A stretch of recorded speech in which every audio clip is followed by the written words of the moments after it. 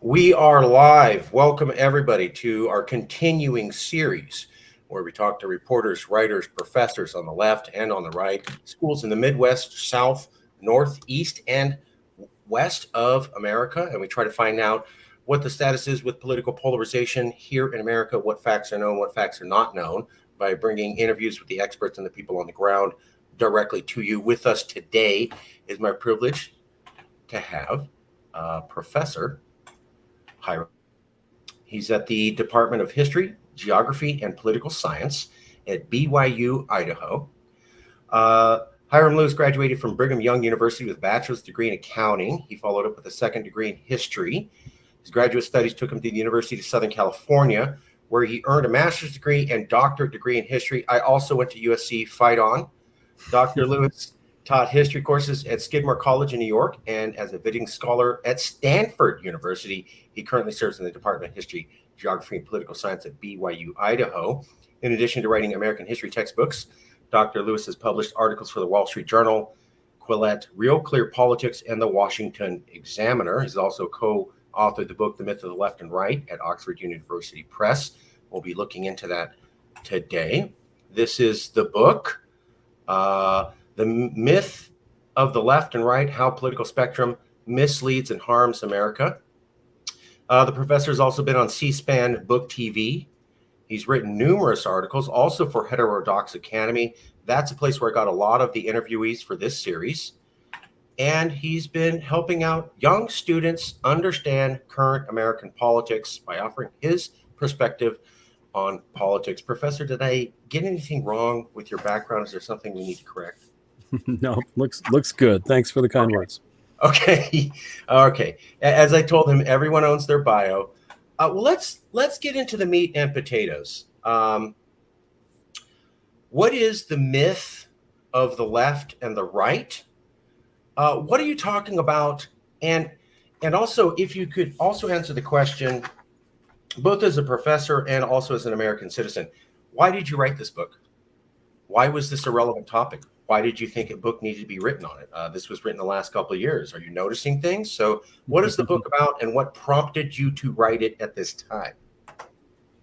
Yeah, I was prompted to write it because the myth of left and right is getting worse. The data is pretty clear on this, that the belief in the myth is growing and has been growing for a couple of generations. And we see as the myth grows, so has the vitriolic nature of our political discourse. So our civil dialogue goes down and down, and our use of the political spectrum goes up and up. And we are saying that that's not coincidental, that there's a reason for that. So what is the myth? Your first question, the myth of left and right is the simple myth, and it should be obvious that it's a myth, that there's only one issue in politics. So what we are saying in our book shouldn't be controversial. It's common sense. And that is that there's more than one issue in politics. They say, well, everybody believes that. Everyone knows there's more than one issue, but actually they don't, because the most common way to model politics today is using a political spectrum. And a spectrum, by definition, is one-dimensional. So anyone using a spectrum is saying there's one issue in politics. Where are you on that one issue? Are you on the far right? Are you on the center right? Are you in the center left, the far left? You're saying, where are you on this one big issue? And we're saying that that's preposterous. There isn't just one big issue. If I were to approach Senator Warren or any senator in any political party or any member of the House or any presidential candidate or even local politicians, and I was to show them a list of the policies their party believes in, and I said, which of these policies do you support? They would say all of them or almost all of them. And I'd say, that's a remarkable coincidence. Here I'm showing you a list of 50 positions. How is it you just happen to agree with all of them? And they would say, it's because I'm a progressive or I'm a conservative. And as a progressive, I'm going to adhere to all the progressive policies that grow out of my progressive worldview.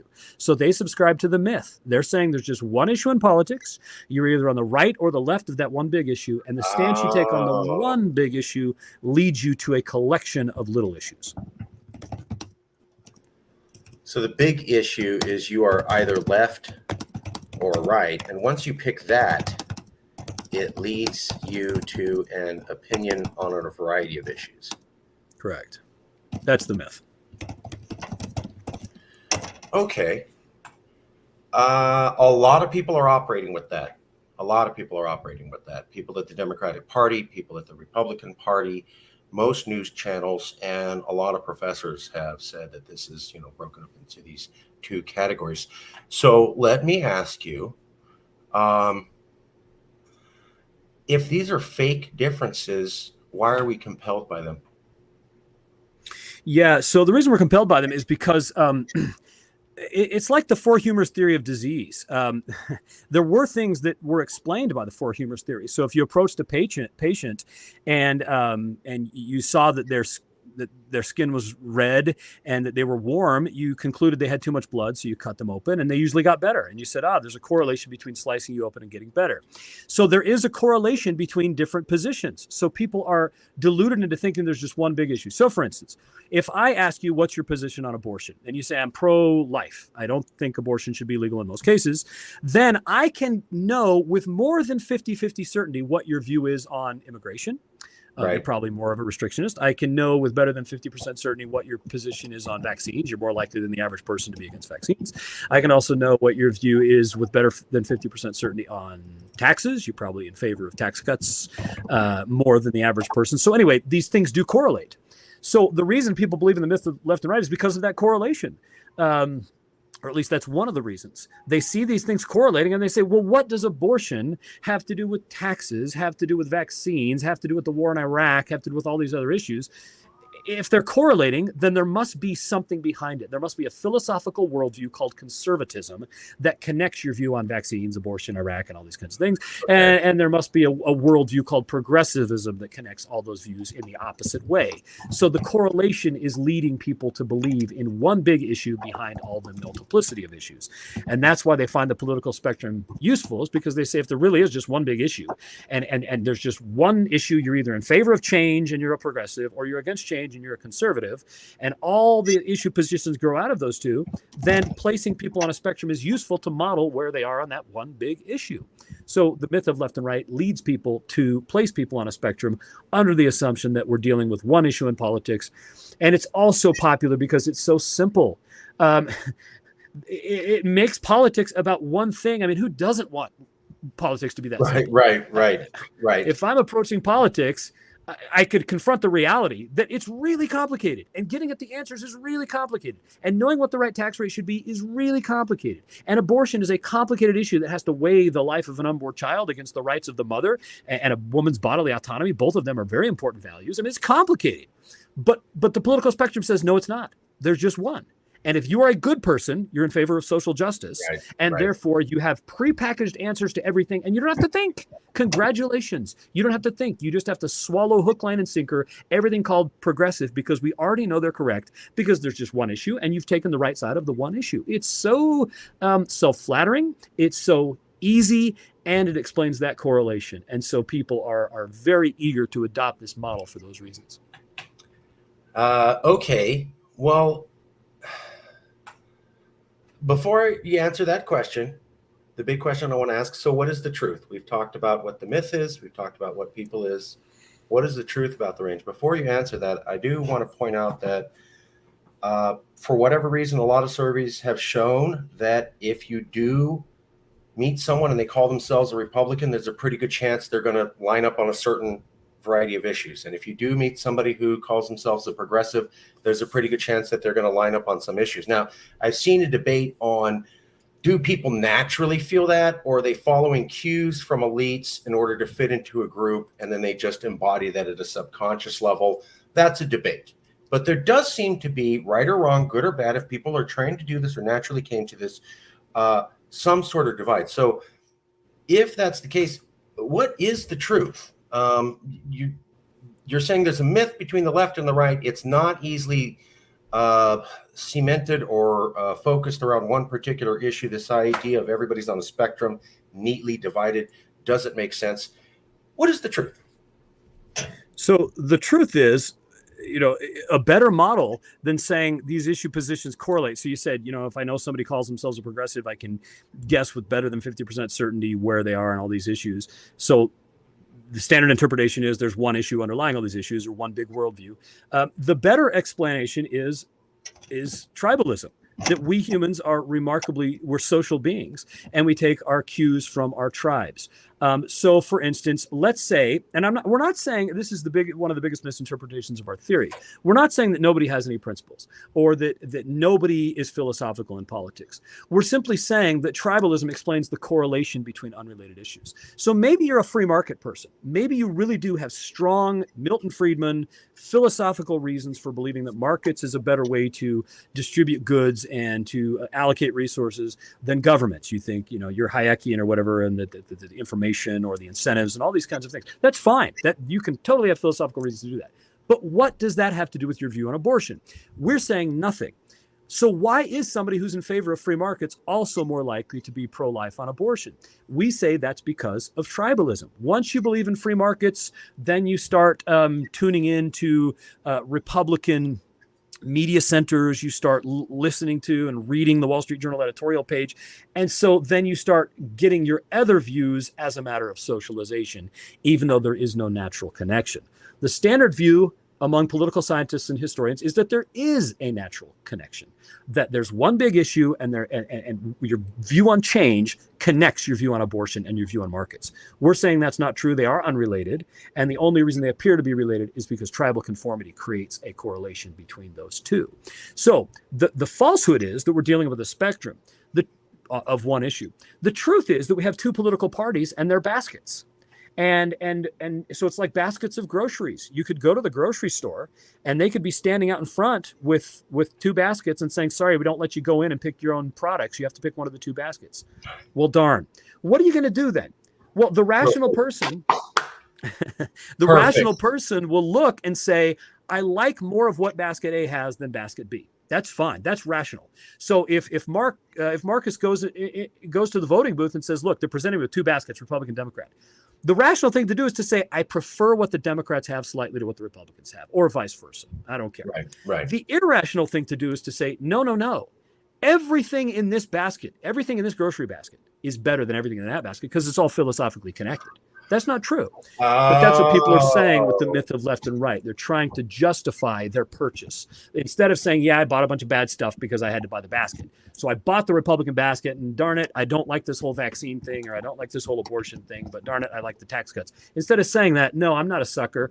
Everything in this basket is good. So we tell ourselves the myth of left and right, that I'm a conservative and I buy all these things because they're tied by the philosophy of conservatism. That's a much more attractive story to say than to say, I just bought my tribe's basket. So I think what you're saying, correct me if I'm wrong, Professor, is the myth of the left and the right is they believe these stances in their heart. They're not inherently coming to these stances on the left and the right. They are being programmed, groomed, trained, influenced, and also the brain naturally wants simple answers to complex solutions, especially if people have kids or sick parents or their job's intense. I know I get this. I try to talk to my parents and my brother, especially about politics, and he's got a daughter and a wife. And he's like, bro, I got about 40 minutes a day to catch headlines and that's it. And you're in that world, yeah, you'd want things to be simple. They always come to me and they're like, what about this? What about that? And I give them a 3-hour answer on a political question. I could tell that does nothing for them. It doesn't make them feel any better. I thought, wouldn't you want a deep dive? They're like, no, I want to know this is right or that's wrong. And so people are naturally grabbed toward that. So I think what you're saying, the myth is we're not actually broken up into left and right. We're cultured that way. Correct. Yeah, because there is no natural left and right. If there was, we would see the issue positions considered left and right correlating independent of space, time, and socialization. Right. And we don't. When you control for space, time, and socialization, there is zero correlation. So right now, it's seen as very much a right-wing thing to, be against free trade. But 10 years ago, that was the opposite. People who are considered right-wing were more in favor of free trade. So it's as if the basket used to have, Twinkies, and then they threw it in the other basket. And the people who bought that other basket said, well, wouldn't you know what? I like Twinkies all along, right? I mean, they'll come up with stories to justify purchasing the Twinkies, even though they hated the Twinkies previously. So we see these things changing, and the evolution of what is considered left and right, it just proves the point. Well, and if I might, do you want me to go on here, Marcus? I mean, because I think this is important. Yeah, but I just want to add one example to back you up. Yeah. War with Russia. In the 1980s, 1990s, war with Russia was a big Republican talking point. Yes. Yes. In the last 5 to 7 years, war with Russia has been almost exclusively a big Democrat talking point. If you talk to the Democrats, they're all about it. But if you talk to the Republicans in the 1980s, they're all about it. Somehow things shifted, and yet they're still adherent to their identities.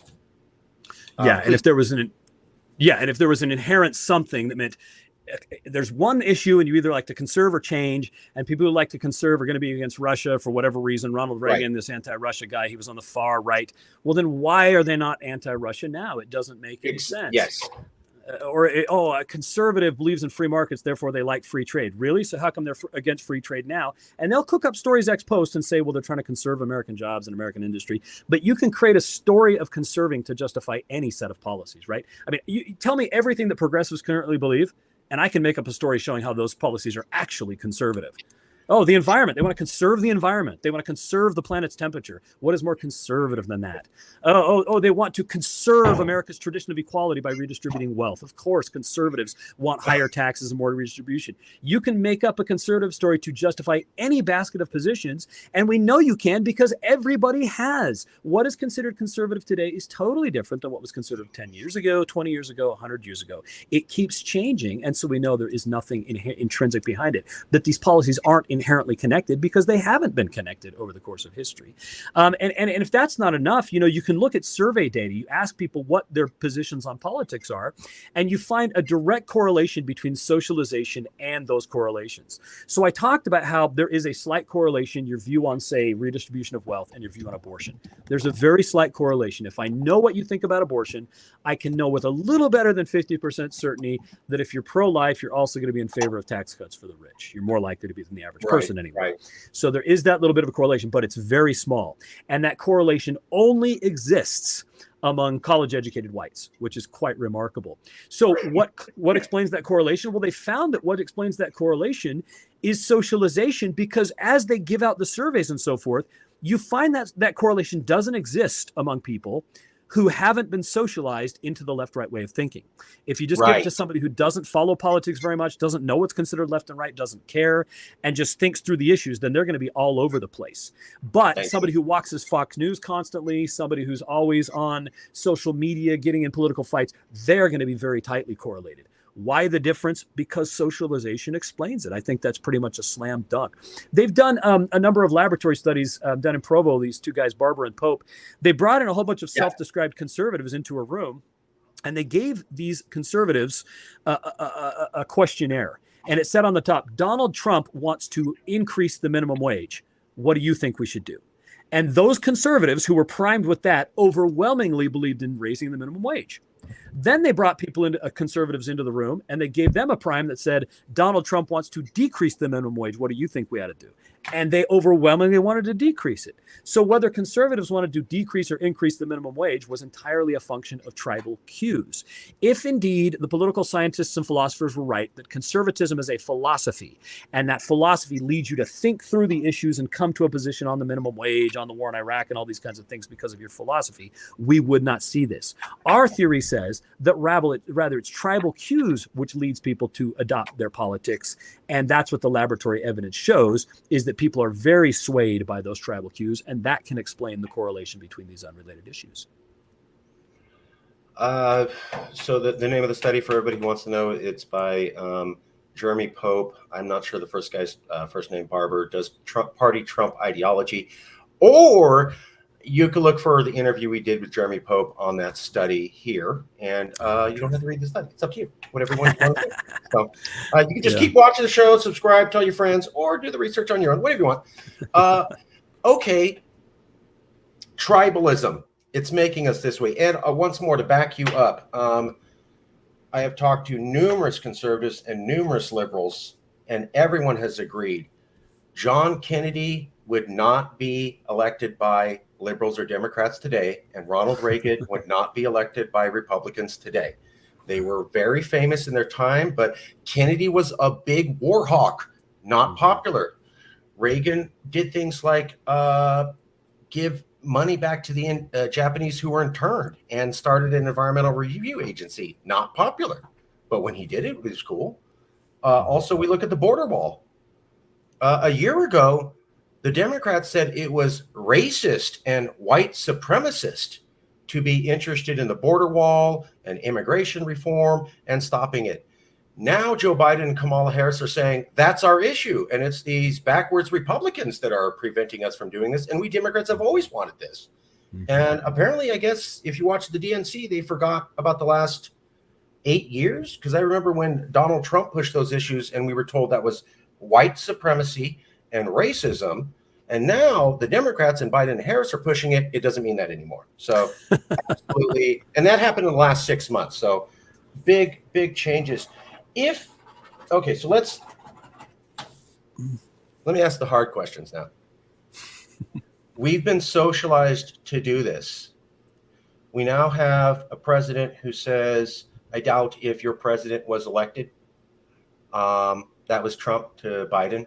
However, to be fair, Hillary Clinton said that Russia put Donald Trump into power. We now know they had no more than 1%, and that she did that with collusion with the FBI and the FISA process, which was illegal. We also have January 6th, where people stormed the Capitol. And then we also have a Republican Party that a year later walked back their condemnation of storming the Capitol. I'm trying to show that there's instability on both sides. We even have Kamala Harris being stalled by what some people call a coup. I'm not saying that. I'm just saying some people put that out there. It looks like this being a culture, this socialization is not putting us in a good place, and it's continuing to push us to violent and extreme events that are highly destabilizing. Do you agree with that? And if you do, how do we stop this before January 6th, part 2, part 3, part 4, part 5, part 6? Well, if we're correct that the myth of left and right is causing a lot of the vitriol, anger, and extremism in our politics today, then shedding the myth of left and right could help fix it. So, it makes sense, and studies have backed this up, that there's plenty of research that shows the more somebody thinks in terms of left, right, conservative, liberal, the more angry they are, the more hostile they are, the less charitable they are, and these kinds of things. But you don't need the studies to back it up. It's just common sense. Look, if the myth of left and right, if it's true that there's just one issue in politics, and then if you're right about the one issue, and if it's true that being on the left means you favor progress, and if you're on the right, you hate progress and you hate social justice and you are a racist and these kind of things, then of course you're going to be an extremist. Of course you will, because more left means more good. So if there's just one issue, then being further left on that one issue makes you more righteous. So of course you're going to be an extremist. And if it really is that simple, that there's good people who believe in social justice and they're on the left, and evil people who want to stop social justice and they're on the right, well, of course you're going to try to destroy those people. But that's not the reality. That's a myth. The reality is that there are many issues in politics that getting to the truth about those issues is incredibly difficult.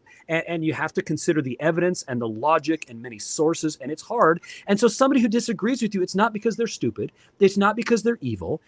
It's because everybody on this planet has different sets of values. And yes, sets of values. Psychology is very complicated. And different life experiences. And all of these things are going to lead each individual person to have a different package of views. So what does that mean? If we throw the myth of left and right out, it means that every person on this planet is your ally. Because chances are there are so many political issues that if we look at the political issues one by one, it's a mathematical certainty that everybody I encounter is going to agree with me on at least something. And that means that everybody is my ally on at least something, which means I can have common ground.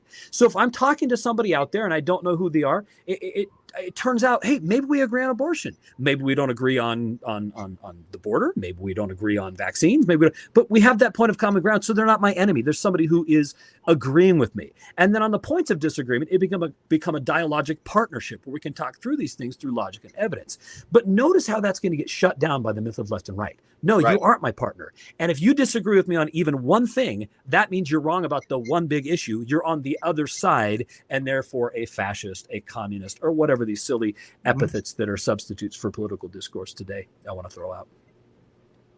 I asked many liberals when Donald Trump was here, and I'm in California, so there's a lot of liberals. I'm kind of liberal. I'm a fiscal conservative, social liberal, but I try to confuse people where I stand. And a lot of people told me, well, Existential threat. Never seen as scary a president. Never seen someone so bent on destroying democracy. This is an existential threat. Number one, have to deal with him or the country's over, democracy's over, our freedoms are over, our civil rights are over. That's what I was told. Okay, so then we fast forward to Roe v. Wade gets overturned. And I go, hey, liberals, I found a bunch of conservatives across America who are ready to work with you to challenge Donald Trump on making sure democracy's safe. You said it was existential threat, right? Country's going to fall, civil rights are going to fall, your rights are going to fall, everything's going to fall. Now, all of these conservatives who are ready to work with you to fight Trump are pro-abortion. You liberals ready to work with them? Guess how many liberals took me up on that? Yeah, for the camera, 0. And I go, what's going on? I'm confused. You said the fate of America was on the table and nothing's more important, period. Period. That's what you said. So then I come to you and go, are you willing to compromise on another issue? Hell no. Those people are disgusting. So what's the plan? We'll just be angry and more loud. And I'm like, this is a democracy. You have to form coalitions. You have to have over majority. That's the way that it works and has worked for the last 1,000 years. So nobody seemed to take me up on that. How do we? So my question to you is, who's doing politics like you suggest? Who's not putting it into the left and right and is a political leader now and is saying, you know what? These issues are nuanced, and I took a couple Republican talking points, and I took a couple Democratic talking points, and all the people who elected or put them in the office said, we back you on that stance, and we're not going to criticize you. What politician is doing that these days? Well, very few, because even if they're not kind of the dogmatic people you talk about who are so tribal and won't allow any dissent, because there are a lot of people like that, right, that have a variety of views and aren't lockstep in their politics. You're one of them, right? I mean, you say fiscally conservative, socially liberal. I mean, that can mean a lot of things, but yeah, it basically means you're not going along with the party line and you have a diversity of views, and it's silly to reduce you to a place on a silly line when it clearly is not going to describe your actual beliefs. So there's a lot of people like you out there. Greg Mankiw, he's the department chair of economics at Harvard. He's a great guy, a very nice fellow. He's social issues. He's got views on immigration that would align him with the Democrats, but he has views on taxes and stimulating the economy that would align him more with the Republicans. So there's people out there that don't. But the problem is that even the people who don't conform to their tribes and have kind of heterodox views, even they are conceiving of politics in terms of left and right. So instead of saying the spectrum doesn't work to describe my views, they'll say something like, I'm center left, I'm center right. They still use the spectral language. So that's the frustration. I do find that never Trump Republicans are usually the most receptive audience to our book, because they get it. They say, whoa, this makes sense to me. I thought conservative meant this, this, and this. But now suddenly I find it meaning this, this, and this. What happened? And we say what happened is that there is no such thing as conservatism, that there's simply the Republican Party, and the Republican Party is going to stand for different things at different times, and there's not a philosophy behind it. That's what's happening. So we find receptive audiences among disillusioned Republicans who didn't like what Trump was doing to the party. So that's, I don't know, what journalists and so forth have kind of rejected the left-right spectrum. It's so entrenched that it's hard to find anyone who just operates without it. But we do find people sympathetic to our argument, and they're usually in the Republican Party because of the rift that Trump created, or used to be in the Republican Party and have left because of Trump. Fair enough. What I'm concerned about is that I can't think of any politicians who are popular in doing this. And what I can see is multiple examples of politicians trying to do this and then getting slammed and very quickly course correcting right back to where things were. So I want to go work with Republicans.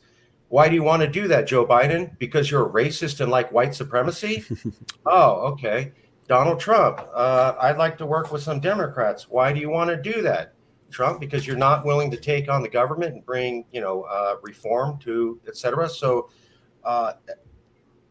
when Joe Biden seems to reach out to Republicans, or when a Republican seems to reach out to Democrats, there always seems to be people in their party ready to publicly slam them and shame them and attack them. And what I see is people very quickly move right back into their groups. So if there aren't any politicians doing this, what chance do we have that it ever gets done in America, right? So you do this, I do this, we're the people, great.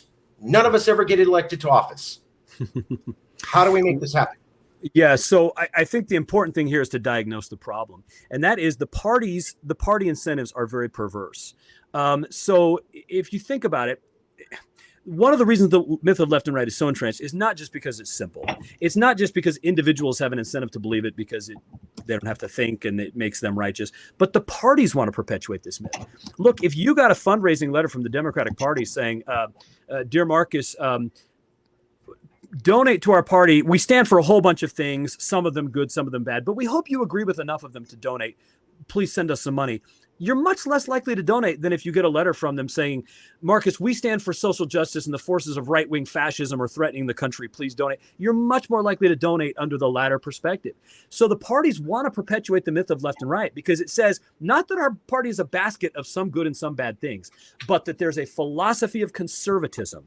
And we have to advance that philosophy of conservatism. And all of our principles are bound together by righteousness. So help the cause of righteousness. That gets people fired up. It gets people donating and angry and ignites the passion of their base. So the parties want to perpetuate this lie. They want to tell you that, no, it's not a bundle of unrelated positions. It's a bundle of tightly related positions by a single big issue. And we are on the right side of that one big issue. So please donate. Otherwise, the evil people on the other side of the spectrum are going to get power. There is no spectrum. There is no one big issue. There's a basket. The Republican Party stands for some good things and some bad things. Welcome to reality. The Democrat Party stands for some good things, some bad things. Welcome to reality. This is the way reality is, but we don't want to confront that reality because the reality is complex and it makes us have to think about issues one by one. And it means we can't just demonize anyone who belongs to the Republican or Democratic Party as inherently evil, because if indeed the Democratic Party stands for some good and some bad things,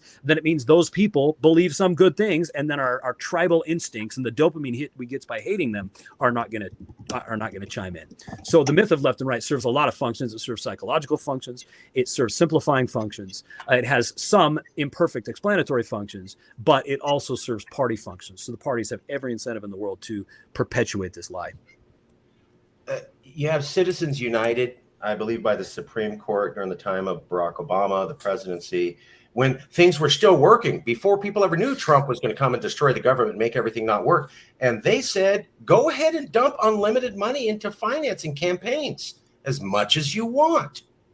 There's an English comedian called Russell Brand, and he had this stance of suggesting people in England don't vote.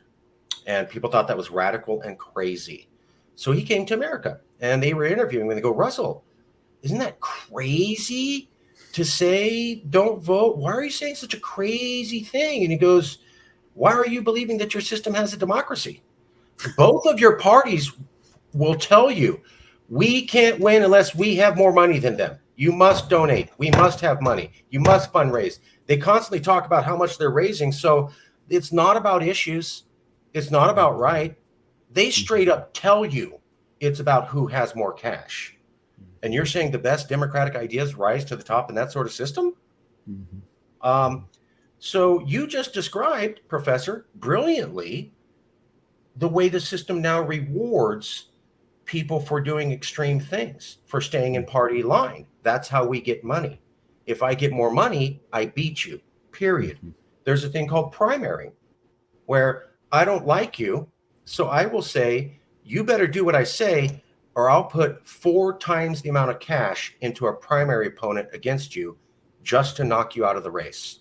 And then very quickly, that candidate snaps too. So if the financial systems are designed to encourage the opposite of what you're suggesting, and we have no politicians who are doing this, how do we make this happen? Yeah. So I guess my best answer is, how do we magically fix this? Well, we think it's got to be bottom up. because the elites have been captured by this, right? I mean, you talk to university professors, my colleagues in history, God bless them, I love them, but they are so saturated in this myth that they're not going to reform. They live and die by this myth. They get their sense of identity and self-worth and morality from this myth. So they're hopeless. I'm sorry, my fellow colleagues, my colleagues in history, I hate to throw you under the bus this way, but you believe in a lie and you're too invested in that lie, so you're not going to fix it. The parties aren't going to fix it. The elite journalists, right? I mean, the whole idea of a left and a right, well, my identity and my job comes and I get paid by being the right winger on this particular media platform. So the elites are quite hopeless. So I think it's going to have to be a grassroots thing. And you say, well, that's impossible. I don't think so, because the four humors theory of disease is a good analogy to the myth of left and right. It was a bad theory, but it was almost completely elite driven. We know this now through medical history. People who went to medical school, people who were the most prominent doctors, these were the people most likely to believe in the four humors theory of disease. When you went down and you looked at people on the grassroots level, like Martha Ballard, Laurel Thatcher Ulrich has written this wonderful book about A Midwife's Tale. She wasn't an elite. She was just on the ground. She didn't buy into the myth, and she did much better in healing her patients. And eventually kind of this ground up swell eventually overthrew the myth of the four humors. And so I think it's going to have to be a cultural movement from the bottom up. That's the best I can do there. But yeah, I mean, look, you're talking about the party incentives. You're talking about the conformity and how people get primaried for deviating from party orthodoxy. And so it's bad for democracy, because we know for a fact that pluralism is good for democracy. Pluralism is good for everything. Charlotte Nemeth at the University of California, Berkeley has just done wonderful work showing the value of dissent, even when the dissenters are demonstrably wrong. When you have a group of people and you have one person, all it takes is one. I mean, the more the better. The closer you can get to 50-50, the better. But even just having one person dissent from what everybody is saying, even if that person is wrong, it sharpens the thinking of the group. It raises their cognitive ability. It makes them more charitable and thoughtful. So the pluralism is very good. You don't find very much pluralism in our parties because, like you say, the myth of left and right has told people that if they disagree with the party on anything, then they're an apostate. They're not a true conservative. They're not a true progressive. And since all progressive policies go together, then dissenting from one means that you are a heretic, and therefore you have to be stopped and primaried and thrown out. Those people should be welcomed. It would be very good for our democracy if we had way more dissent in our parties, if we had more pro-life Democrats, if we had more pro-choice Republicans, if we had more pro-immigration Republicans, if we had more border wall Democrats. These would all be good things, not necessarily because a border wall is good, but because it would make the Democrats more thoughtful about immigration policy, and they would propose more thoughtful solutions instead of the bad solutions in quotes, that are coming out of both parties, which aren't solutions. They're just partisan talking points to fire up the base. I think both sides know nothing's going to happen. And I think they want it that way, because if you actually fix the problem, you can't run on the problem. That makes sense. And I could see where the solution would have to be from the public. So let me just confirm what I think I heard. Give me 1 second. You're saying that the professors, while their heart's in the right place, are biased. And I believe, quote, they are hopeless. Are you saying that a lot of the people and this is something I've kind of peered into. So I'm up to 220 professors we've interviewed on political polarization. I have found most of them fall into a left or right side, whether they're aware of it or not. So you'll ask them questions and they go, oh, well, it's this. And I go, that's exactly what MSNBC says, or exactly what Fox News says. And I've seen many of them parroting the exact same talking points, which makes me think the information's coming in and it's going, right out. So you're one of 2 or 3 professors I've seen who've actually admitted we are humans too. We watch the news too. We also live in America, and we are also potentially able to be biased. That conclusion, when I tell people who are not professors that, terrifies them, because they think academics are all unbiased and giving us the truth. When I tell them academics may be giving us biased information that's not accurate, but in their heart they feel it's the truth, that goes against the public's notion of academia altogether, and they seem to be terrified that we're not actually going to get good solutions to political polarization if all of our academics turn out to be mortals like the rest of us. Thoughts? Well, Yeah, let me clarify. I can't speak to in the entirety of academia or the professoriate. I'm sorry if I misspoke there. I'm just talking about history. That's the one field I know, and Okay. my field has been ideologically captured. Now, again, it's the problem is not that everybody in my field is a bunch of liberals or left wing, because I agree with many of the positions that are considered left wing. The problem is that there aren't dissenters, and so it doesn't create thoughtfulness. And so I would agree with them, for instance, in the war in Iraq. I was opposed to it just like all my professors. The problem was that they never talked to anybody who was in favor of the war in Iraq. So they couldn't pass the Turing test of being able to give a good argument for the other side. So it didn't make them as thoughtful about that policy. So it's not that they had the wrong policy. And I'm not saying that professors all are wrong about everything, because they're clearly not. I'm just saying that in history, my one field, they're right about a lot of things, in my opinion, but it lacks dissenting voices. And when I go to history conferences, everybody has the same views on pretty much everything. And that lack of dissent makes for thoughtlessness and dogmatism, and people just taking things for granted that they shouldn't take for granted. And they become activists without going through the hard work of pursuing the truth. I'm not against being an activist, but the activism should be based on rigor and having a strong grounding in the policies that are correct. And we don't find that. They simply take for granted certain things just because it's left wing. So the political spectrum, in as much as has infected history, it has turned the people in my field to favoring policies not because they've thought through them, but simply because they buy into the myth of left and right. And they've been told so many times that left wing is good and that all the heroes of history are left wing and all the evil villains are right wing. So if you want to be on the right side of history, and if you want to be a good person, and if you want people in the future to look back at you the same way we look back at Elizabeth Cady Stanton or Abraham Lincoln or Martin Luther King Jr., then I have to toe the line on every progressive policy.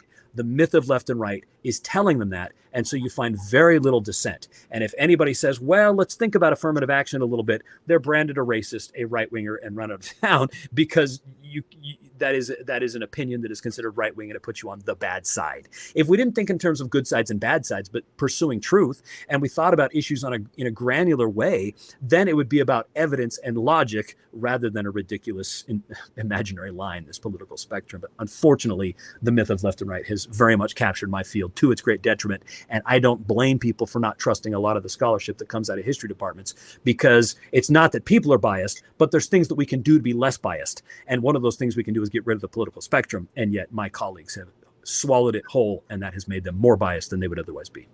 I know you just talked about the history department. The Los Angeles Times had an article out about 6 months ago where a climate change scientist who recently published a study, I think, in the journal Nature, one of the top scientific journals, after it was published, admitted that he withheld multiple conclusions so that his paper would get published. He had the research to back up those things, but he thought they would be too radical and his paper would not be published.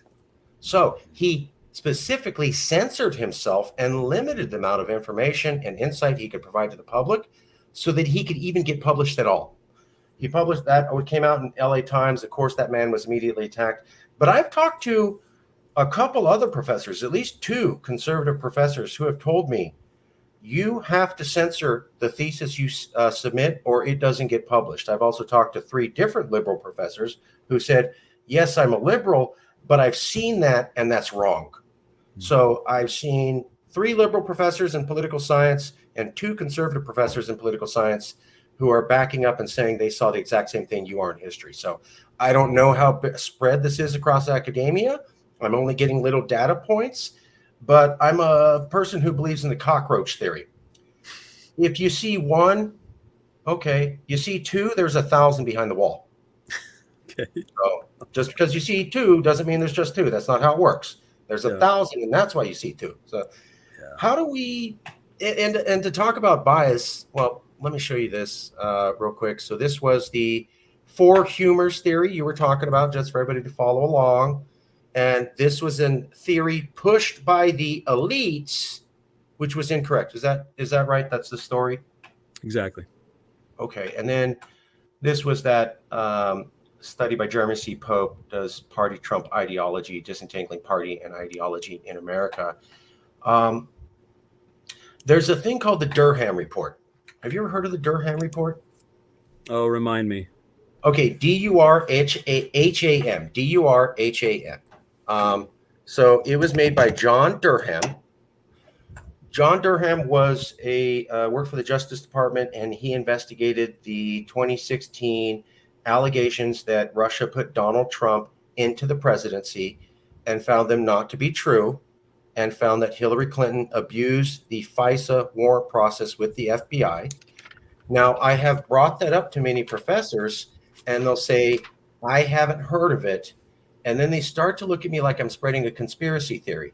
So after 5 people did that, I literally went to the Joe Biden White House website, Merrick Garland Justice Department page, Durham report printed on it, and then started showing professors and going, this isn't a conspiracy. It's on the Joe Biden website, Merrick Garland webpage, John Durham. Unless somebody hacked the Justice Department or hacked the White House webpage, this is an official federal report. Now, when I brought that to 15 different professors, they literally just said this.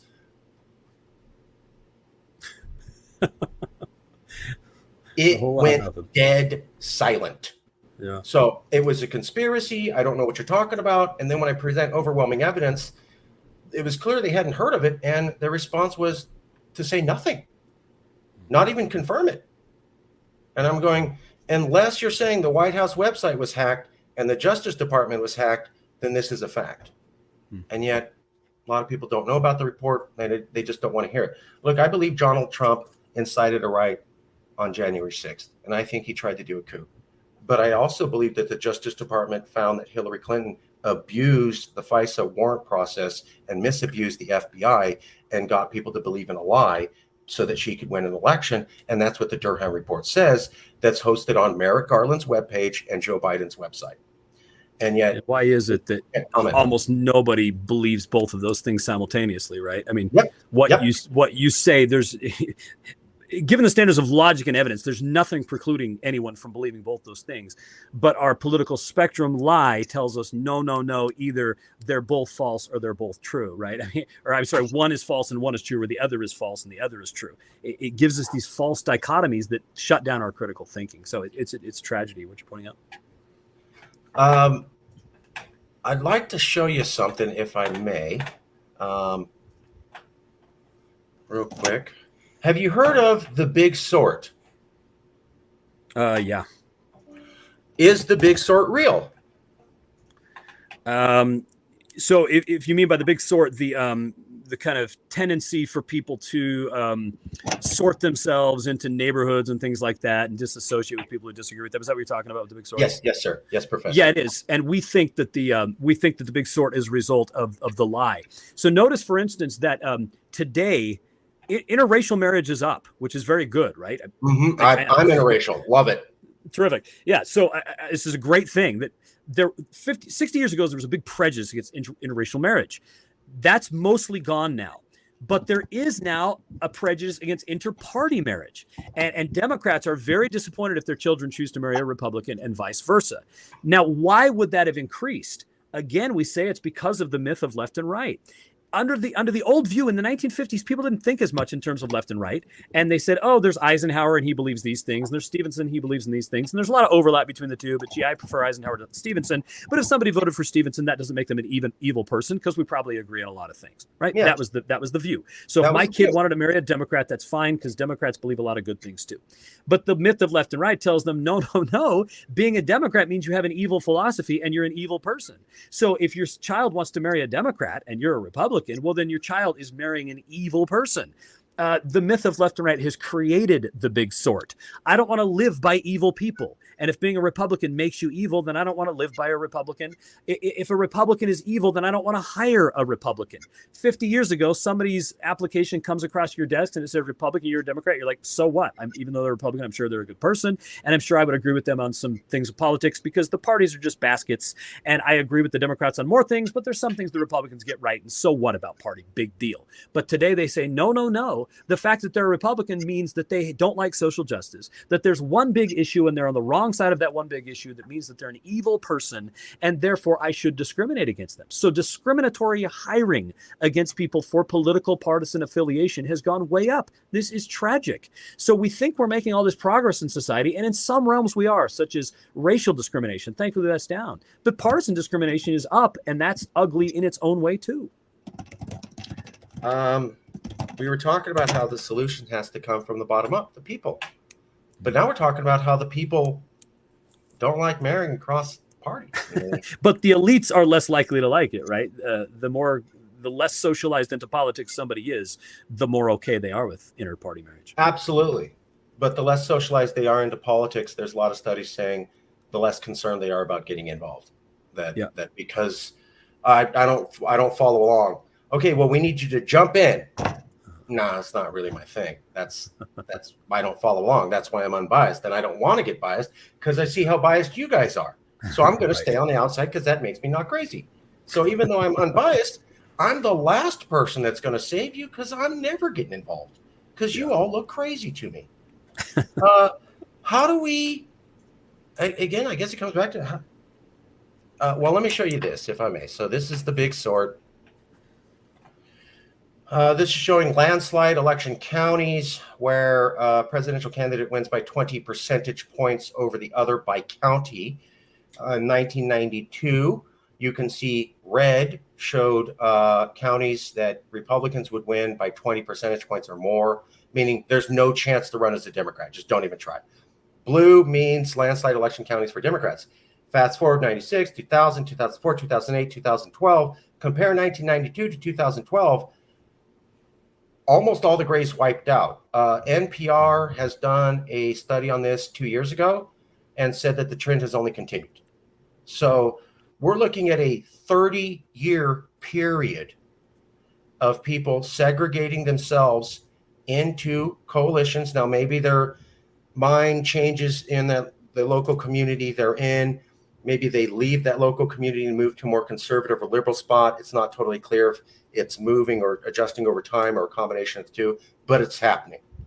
And if this pattern's going on for 30 years, and if it involves the people at the county level, that's really, going down to the fine grain, and they're not marrying each other, and they're not hanging out with each other, and they're dividing each other over.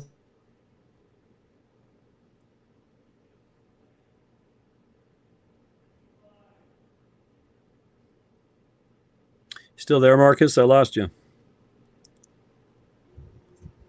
Can you hear me now? I can hear you now, yeah. Okay, sorry. Big sorts going on. Gray counties used to mean we were open to Republicans or Democrats from 1992 to 2012. Now it's gotten worse. NPR has done a study on this the last 2 years showing that the trend is held up to 2022. So now we're looking at about a 30-year period of people segregating themselves into these coalitions at the county level, which means we're talking about the little people, the regular people across America over 3 decades have basically almost all geographically segregated themselves. And you were bringing up lack of marriage, hiring, discrimination. And when we add the fact in that we both agreed that there's not really politicians doing politics the right way now, and that when they try, they're punished by fellow politicians. This doesn't look good for the people fixing the problem. Tell me a positive story, how this is something surmountable. We can look at this and go, does it mean we can't make change? Here's how we do it. Still reasonable to believe in the public and a grassroots effort. How does a grassroots effort undo a 3-decade-long demographic shift, Professor? Well, bad ideas die by the people who hold them dying. And it's a very morbid way to look at things. But if you want to have some hope, and this is mostly anecdotal, but I think there might be some brain psychology behind it, is when I talk to young people, I find that they are more amenable to our thesis than older people. And so, yes, it's getting worse, it looks like, but there is more neuroplasticity among the young. And this has long been understood that young people are less likely to hold paradigms in a very rigid way than older people. And it's not because older people are bad, or there's no ageism, and there's a lot of advantages to being older too. I'm just saying, when it comes to plasticity, neuroplasticity, the science is very clear that the young are more neuroplastic. Because of that, we've found more receptivity to our ideas among younger people. Somebody who's 65 years old, is a hardcore Fox News watcher, has been considering themselves a conservative for their entire life and a crusader for conservatism, they're not going to buy into our theory. Their whole life has been invested into the myth of left and right. They have too much. I mean, they're not just going to overthrow 40 years of activism in a moment. But a kid in college who comes in is like, you know what, my professors are saying this stuff, but I grew up in this household that was Republican, and I don't think that, it's that simple like they make it out to be, that there's left and right, and left is good and right and bad. It seems more complicated than that to me. Those people are open to our thesis. And so I think the young, there is a possibility there. And so there's hope for reversal there. So maybe we need to tailor our message more towards more youthful audiences. We have done a lot of talks at campuses and so forth. And so I think that's a hopeful sign.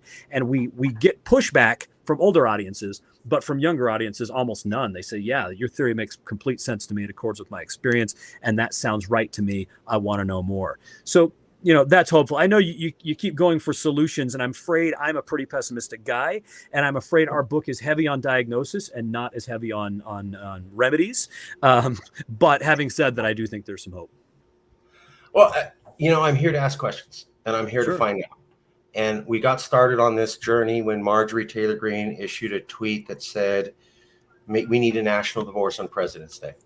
And so I reached out to a few professors, just 3 that I knew from my years in activism, and said, would you mind coming on? Because I just want to ask you if this is garbage or if this is something to think about. And I was kind of shocked where all 3 of them basically said the same thing. Marjorie's the worst possible example for this, but she's right. There is a real thing going on. Horrible spokesperson, worst possible person to bring this up and be taken seriously, but she's not lying. And that scared me. That shocked me, because I didn't see that. All I saw on the news was professors going, idiot, nothing to it. And I'm like, well, how did I run into 3 professors of political science who all agreed that there is something to it, and yet the media is telling me the exact opposite? Isn't that weird? Yeah. Just real quick for everybody, this is the big sort then, and to prove NPR. Here's the article from 2022 where NPR proves the trend is continuing. So we kept interviewing people and trying to see where it was, and I was scared because I saw a lot of bias, and then I was scared because for every solution that was offered, there was a good reason not to believe that solution would work. So I've interviewed professors who said, oh, independents aren't the solution you think they are. Getting rid of primaries isn't the solution you think it is. Getting rid of social media is not the solution you think it is. Gerrymandering being removed is not the solution you think it is. And that terrified me because I'm like, is there any consensus here on the solution? And the answer I found out is no. There's a variety of theories on what the problem is. And then once you pick that problem, there's a variety of theories on what the solution is. And there isn't consensus on the main solution to fix this whole problem. And that is massively confusing for the public. Yeah. They want simple answers, and that what they're being told is it's A, no, it's B, no, it's C, no, it's D.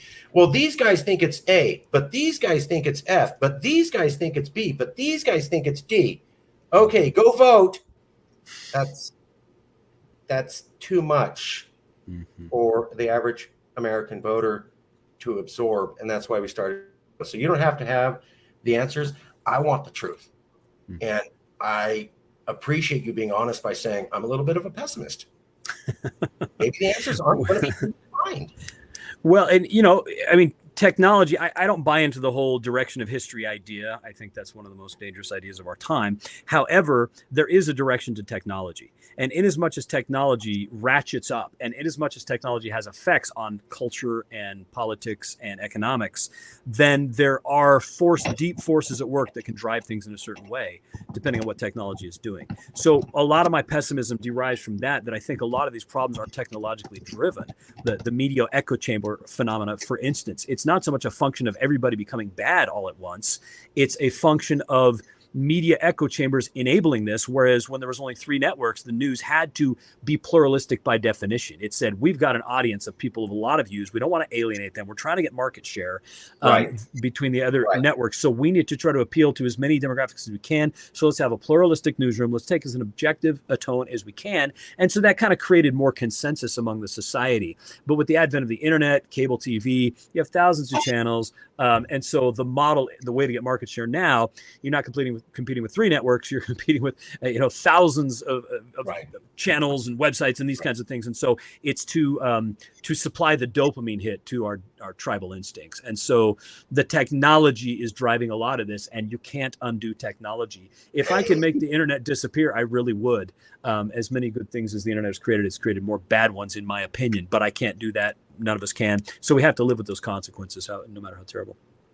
There's some professors who said the worst thing that put us on this path towards this destabilized era we're in with American democracy was the day that CNN aired and everybody started watching it. I've heard that from different people because you had it destroyed the networks model. Now there was another net, and they could be biased or have a unique perspective, and that also showed television companies that a cable news network could compete with them and make as much money. So then MSNBC came out, and then Fox News comes out. And there's people saying it started with CNN. If CNN had failed commercially, we might not have MSNBC or Fox News today, because they would have seen that it's not even worth trying. But it did. And that, as I'm told by a few professors, again, I'm not saying that's the solution, apparently opened Pandora's box and said, make as many different specific viewpoint channels as you can. There's a lot of money in it. MSNBC, Fox, CNN, Breitbart, Newsweek, Newsmax. But like you said, once the idea is out there, what are we going to go tell businesses? Can you guys stop making a profit because it's bad for the country? I know you're doing everything legally and you're within the law, and the Constitution says we can't shut down your business, but could you do it for the good of America? That's going to go nowhere. Put the social media back in the bottle. Can't we just get rid of the internet? Poof! Right? No. Right? So we have to deal with these things. Winding down, but I got to ask you. So if the youth are the solution, because they're more open to not buying the myth, how soon till the youth now who are open to not buying the myth, how long till they're the majority voting base? Because if the elderly people are more biased than the youth, and older people vote in vastly higher percentages than younger people. Yeah. And they seem to vote right up to the year that they die. Whereas younger people seem to, some of them start at 18 and then some of them start at like 35, 40 when they have kids. At what point in the future can we say, don't worry, the young voters who get it will be the majority voters and they will make sure that sense comes? Because that day isn't today. Mm-hmm. So when does that happen in the future, Professor? And how long do we have to wait for that? Well, again, I don't believe that things happen inevitably. Don't worry, it's going to happen. I don't agree with that either. I'm just saying that the youth are more reachable. And so I think the model has to be, and I'm not going to lead it. This is not my métier. I theorize about these things, but I don't get directly involved in politics. But I think a nucleus of young people. We do see movements throughout history where there's causes and ideas that are a minority, but you find you can get kind of a high-powered team, a nucleus, and that strength in numbers can then start to get a ball rolling. Yeah. So it would require some people to band together in an organization and to start to get these ideas out, because they're not going to get out there by themselves. And destroying the myth of left and right is something that I think a group of young people could do, the same way that, abolition of slavery was very much a minority position. Few people believed it, but there was a strong nucleus of abolitionists who got the word out and started advocating for this idea, and eventually overthrew, people's racist assumptions. And it's got to gain a critical mass. I'm not going to be the one to do it, but I think it could happen, but it's not going to happen inevitably. So it'll happen when that nucleus forms and when enough people get the idea to reach that critical mass. The abolitionists were no more than 2% of the North before the Civil War. And a lot of the people that backed Lincoln, including himself, were pushing for the removal of slavery. so that there would not be black people in free territories to compete for labor with Caucasian males. That's Right. was a lot of the motive. It wasn't until roughly 1965 where you actually started to see a majority of the American people say this is wrong, and it's just wrong on moral grounds. That's 100-year history. That's 100 years to go from that to that. So if the youth are getting it, I'm just wondering, is it 10, 20 years before they have us all wake up with a new Vietnam style mass movement or become a voting base? And what happens if that meantime, while we're waiting for that to come online, January 6th, part 2, part 3, part 4, part 5 happen? Will we still be okay? Yeah. Yeah, I wish, I'm a historian, not a prophet. But there are there are things we can do. Yeah, all we can do is, I can't predict things, but we can try to do things to make the prediction. They can become self-fulfilling prophecies. And unfortunately, the myth of left and right has become a self-fulfilling prophecy, right? Like the reason you see this sorting is people believe in the myth, and then as they believe in the myth, other people believe in the myth, and it kind of snowballs. But you can snowball it the other way. So what we try to encourage people to do is to talk about politics in a granular way instead of placing people on a spectrum. Talk about their actual beliefs. The spectrum doesn't tell you much. Instead of say Marcus is on the left, say Marcus is in favor of a woman's right to choose, and Marcus is in favor of reducing the national debt, right? That's not that hard to do instead of placing him on an imaginary line. So there's things we can do to try to get the ball rolling here and changing our speech habits and changing our thought habits. And if we do that, there's micro things we can do that can then ripple out. That's the best solution I think there is right now. I'd like to show you something real quick. This was one of my favorite books in high school. And it is called, one second.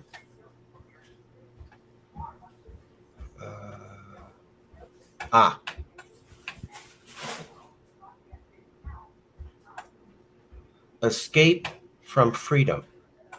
So Erich Fromm was a man from Germany, but he was living in America during World War II. And he was horrified by what he saw his German country undertake and the Nazi regime. And he was a psychologist or sociologist or something like that. And so he took it upon himself to try to explain this to people, because 1945 happens, half the world's in flames. A lot of people are asking questions like, how did we get here? How did we get this bad where the Nazis invading everything and then they have 12-year-olds fighting to defend their kingdom? How do we get this sick? And he said, it's not that the Nazis are bad people. It's not that the Germans were bad people. It's that things were chaotic. And when things are chaotic and they don't work, people want simple answers. And if someone shows up with simple answers, all of us, all humans in a complex, dire situation will run, not walk, run to a leader with simple answers, because we, quote, want to escape from freedom. We actually don't like having to make all the decisions for ourselves, having to do all the research for ourselves, having to think for ourselves. We like it when other people make it easy for us. And that's how the Nazis happened. And so I'm hearing us talk about people are going increasingly into these left and right dynamics, and the elites are going along with it. Why? Because it makes the world simple and easy. Are we approaching the Nazi dynamic as Erich Fromm postulated here in America? We're seeking simple solutions, and we'll back anybody who gives it to us? Yeah, look, I think the authoritarian temptation is always there, and there's always momentum in that direction. But that's why I'm ever more grateful for America's system, our institutions. Even if we are not pluralistic in our thinking, even if we buy into monistic myths like the myth of left and right, nonetheless, our Constitution is pluralistic and our systems are pluralistic. And so power is distributed in America, and therefore the momentum towards, fascist and authoritarian tendencies there are natural checks. So I'm pessimistic, but I'm not thinking that fascism or some kind of a dictatorial coup is on the horizon, because I have more faith in our institutions than I do in the American people. Even though, as Fromm says, the people can be hoodwinked, there's structures and institutions independent of the people that are there to check those tendencies.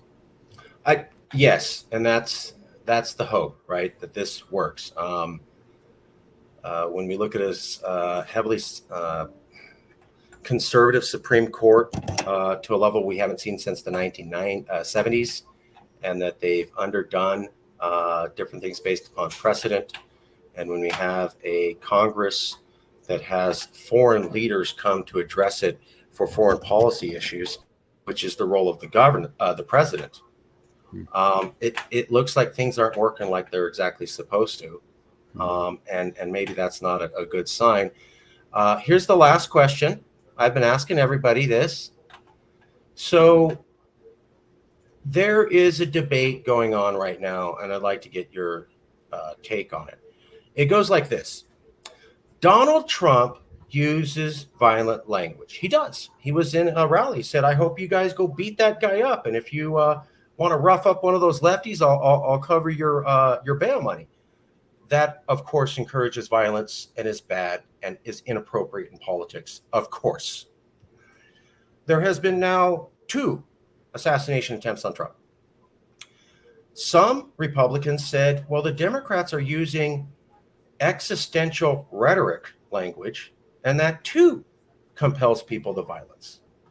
What I'm seeing on television is a lot of news reporters and politicians and political science professors telling me existential threat language can't compel a person to violence the way violent rhetoric can.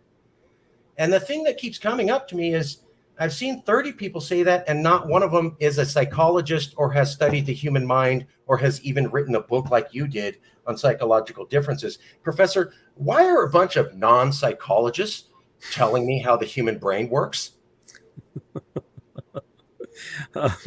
Well, I think, and I'm as guilty of this as anyone, I was reading a book about the corruption of the medical profession, and obviously medicine does a lot of good, but it does a lot of harm too. And one of the main problems is when somebody holds you up as an expert, you have a very hard time saying, I don't know. And it's just human nature, right? Like they're looking to me for answers. And so when I remember I was fishing with my friends one time, and just out of a fluke thing, I caught a fish, and suddenly I became this big expert on fishing. And they're like, what did you do? What lure? And at first I was like, let me tell you. And then I was like, wait a minute, I have no idea what I did. I appreciate that you guys think I'm this expert, but I'm not, and so a dose of humility.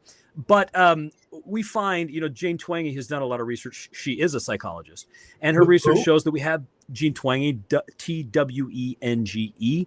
I think she's at University of San Diego or San Diego State. But anyway, terrific psychologist. And she has shown that narcissism, objectively measured, has increased. Donald Trump is not so much a creator of our times; he's a sign of our times. He's as much a symptom as he is a cause. And so, so narcissism is on the rise, and pride and arrogance is on the rise. And so I think that leads people to speak outside of their wheelhouse. And I'm guilty of it too. We live in a prideful, narcissistic age, and I wish I was less prideful and less narcissistic, but there you go. So it does lead people to speak out of turn and speak on matters of which they have very little knowledge. I'm going to ask you for that professor's contact information. When I email you a copy of the video, I'd love to get that. Sounds awesome. And if you have any recommendations, I hope you felt this was a fair interview. No gotcha journalism. If you know anybody, we'd like to interview them. But let me ask you: is existential threat language? If this guy's elected, democracy ends. If this guy's elected, there won't be an America tomorrow. If this guy's elected, Hitler will come back. If this guy's elected, gay people will be rounded up. They literally said that on MSNBC.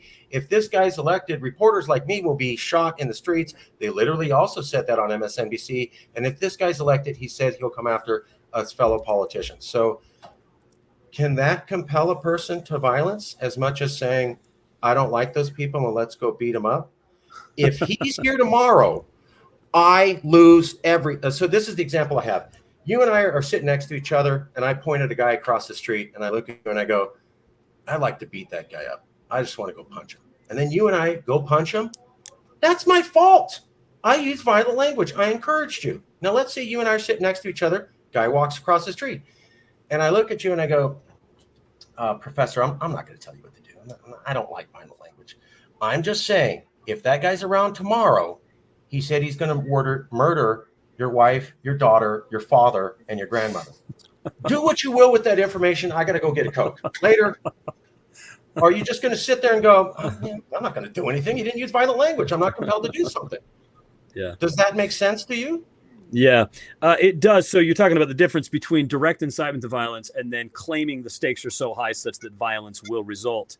And I wish I had studies at my fingertips to see what was more motivating towards action. But what interests me is I'm guessing both are highly inflammatory and both will lead to violence. I'm not sure to which degree of each, but it is a function of the totalizing nature of our politics. Look, the reason people are afraid of a fascist takeover and Donald Trump's going to round up gays is because they are enamored of the myth of left and right. If there's just one issue in politics and Trump has moved to the far right and being center right means you dislike gays a little bit, then Trump must dislike gays a lot. This is a lie. It is simply not true. That is this political spectrum talking, is not reality talking. People keep telling me over and over, and it's just the biggest load of nonsense, that the Republican Party has moved to the right. There is no evidence for this, because if the right means hatred of gays, objectively, the Republican Party has become much more in favor of gay marriage than it used to be. So the Republican Party has moved unequivocally and decisively to the extreme left on that issue, to which the answer is, well, there's more issues than just that one, which I say, hallelujah, you have just been enlightened. Exactly. There's more than one issue. So why are we talking about a left and a right as if there's one issue when there are many? There's the gay issue. That's one. How does the Republican Party feel about homosexuals? They're clearly much more in favor of gay marriage and gay rights than they used to be. There's the issue of fiscal responsibility and government spending. They are much more in favor of government spending and big government than they used to be. Is that a move to the left? I don't know, and I don't care. I just want to talk about government spending rather than trying to put it on an imaginary line. So the Republican Party is different than it used to be. It's not that it's moved to the right, because that implies that there's one issue, and there's clearly not. It's simply that Donald Trump has changed the Republican Party. He hasn't moved it on an imaginary line. He has just changed it. But people who are enamored by this imaginary line say, ooh, there's one issue. Trump's on the far right. That means he hates gays. Therefore, he's going to round up gays. It's not true. It's a lie. It's silly. But people believe it because the myth of left and right leads them to believe these lies. I'm not a fan of Trump, but I also know the media lied about a lot of stuff. And I've seen people, I like that gay thing. Like, if you want to talk about transgender, there's some debate there, but Trump has been pretty decent to gay people. I'm not endorsing the man. I'm just saying, when I hear this talk about how he hates gays, I'm like, based on what? Rick Grinnell got to speak at the RNC. He's a gay man. So he got to speak. Peter Thiel is a big Trump fan, right? I mean, yeah, he's a big Trump fan, and he's very gay, and he's out, and he got to speak at the RNC, and nobody booed, and nobody said, ooh, gross. They just let him speak and move on. So you're right. That wouldn't happen 10 years ago, 20 years ago. So absolutely. My thing with this is the existential threat language is just that there's 30 different people on TV saying existential threat language does not compel someone to violence, and it's silly to say so. I find that concept insane. And I noticed that a lot of people who are not psychologists and have not studied the human brain and have no background in psychological studies are making these statements. And that seems to me to be, I'm not a dentist. Should I go out and start telling people the proper way to do dental care? I feel strongly you shouldn't brush your teeth anymore. I just feel strongly you don't need to brush your teeth. And I got 30 other people saying it. That makes it right, right? I see what you're saying. I agree. Okay. Anything you wanted to say, any questions you wanted to ask me? Was there some point you felt you weren't able to illuminate or expand on enough that's super critical? Oh, just real quick. My computer's about to die, so I'm at 4%. So we better sign off. But I did like what you said about JFK, right? The typical view of the Democratic Party is that it's moved to the left because it's not hawkish. That's totally misconceiving it. John F. Kennedy was hawkish, but it's not because he was a right-winger. It's because hawkishness used to be considered left-wing. Go back and look at the record. When Franklin Roosevelt was trying to get us involved in World War II, it was considered right wing to oppose that. So it's not that the parties have moved around; the parties just change. It's not that John F. Kennedy couldn't get elected today because the party has moved to the left. It's just evolved. And pacifism used to be seen as more right wing, and now it's seen as more left wing. So we have to let these things evolve and stop trying to put people on an imaginary line. Where does Kennedy fit on the left-right spectrum? He doesn't. So stop doing it. Just talk about what Kennedy's policies was, right? He was in favor of civil rights. He was anti-communist. He was a war hawk. He wanted tax cuts. That's a bundle of things, some of them good, some of them bad, but we don't want that level of complexity. We want to place them on a line. And I think it's really silly, and we all need to grow up. War hawk, for less taxes, huge civil rights fan. You just won't see that today. Right. Your hour's almost out. We'll leave it there. Thank you for coming. I will email you a copy of the video. If you could please give me the info on Jane Tweenage and Shyla Nemeth. I'll send you. Charla Nemeth. Charla Nemeth. I really appreciate it, Professor, and I'll email you shortly. Thank you for coming out. It's been my pleasure, Marcus. Good luck to you.